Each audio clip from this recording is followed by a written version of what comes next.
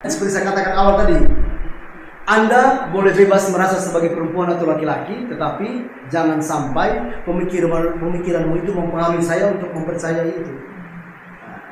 Dan secara biologis, dan mereka itu kebanyakan orang-orang yang sangat cerdas. Jadi mereka punya kemampuan, misalnya soal pengetahuan dan segala macamnya sangat baik. Dan kalau kita kembali ke ilmu biologi pun di seluruh dunia, Allah atau secara ilmu biologi manusia itu diciptakan laki-laki dan perempuan. Bahwa ada yang kemudian punya kecenderungan ini, itu ada, iya. Ada yang merasa seperti agak lemah lembutan.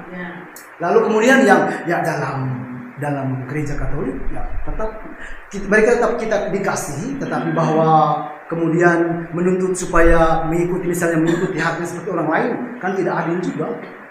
Nah, jadi sebagai keputusan pribadi, atau misalnya dia merasa sebagai pribadi yang seperti itu dihargai, tapi lalu kemudian itu lalu mempengaruhi kita yang lain untuk mempercayai itu, saya kira kita juga tidak serta-merta ikut ke situ.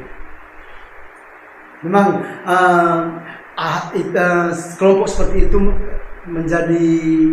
menjadi cukup berbahaya, saya dikatakan demikian, ketika itu menjadi ideologi.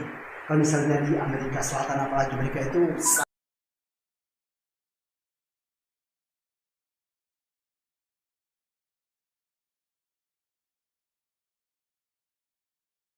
soal perkawinan gay sejenisnya, untuk itu. Memang ada beberapa negara yang sudah mengizinkan, tapi ada yang lainnya tidak, misalnya Polandia atau beberapa negara lain, tapi kebanyakan belum, tidak. Karena mereka alasannya bukan soal alasan iman, tidak. Alasan mereka adalah alasan soal sosial. Mereka kalau seandainya sebagai keluarga, kan ada juga yang misalnya menikah itu dengan tujuan mereka mendapat jaminan sosial dari pemerintah. Lalu di sisi lain ditekankan bahwa yang untuk namanya kita masyarakat sosial ini, dalam sejarah dunia dari awal mulai manusia sampai saat ini, kita menjadi manusia ada ini kan laki-laki dan perempuan. Nah, dan itu mayoritas. Yang ada kan laki-laki dan perempuan. Dan kan masyarakat menjadi banyak karena perkawinan ya kita secara logika sederhana juga. Dan itu tidak hanya berlaku di manusia, di binatang semuanya. Iya.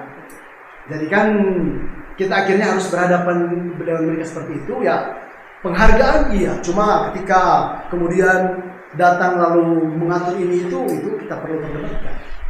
Dan memang di Indonesia juga cukup banyak, tapi kita secara hukum kemudian agama juga masih kuat berperan, itu ya memang perlu dialog terus menerus. Lalu kemudian saya kembali ke misalnya situasi di Eropa, Amerika, mereka itu menjadi radikal ketika itu menjadi ideologi. Itu bahayanya di situ. Itu menjadi ideologi, artinya mereka mempertahankan, lalu tanpa memikirkan yang mereka hanya mempertahankan kebebasan mereka untuk mengatakan demikian, tanpa berpikir bahwa orang lain juga punya kebebasan dan punya keputusan mengatakan sesuatu. Dan kembali ke Jorge Loring, Yesuit yang tadi saya katakan tadi, dia mengatakan dengan amat sangat jelas di televisi. Kalau mau lihat kembali pertama, dikatakan bahwa dalam sejarah dunia kita masyarakat sosial ini berkembang karena seorang ibu dan seorang bapak, ayah dan ibu, laki-laki dan perempuan. Itu yang menghadirkan kita saat ini. Itu dalam sejarah dunia tidak dilihat secara iman, tapi secara sosial seperti itu kenyataannya. Dan itu kembali ya, soal media itu berperan besar. Media itu berperan sangat besar, internet. Dan dalam hal ini kita kembali ke kebebasan itu, kebijaksanaan untuk memilah-milah informasi itu penting.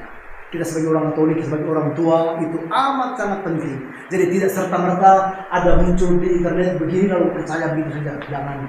Nah, internet itu di satu sisi membuka pikiran kita tahu segala sesuatu, tetapi di sisi lain tanpa kebijaksanaan menggunakan itu kita juga terjerumus ke dalam.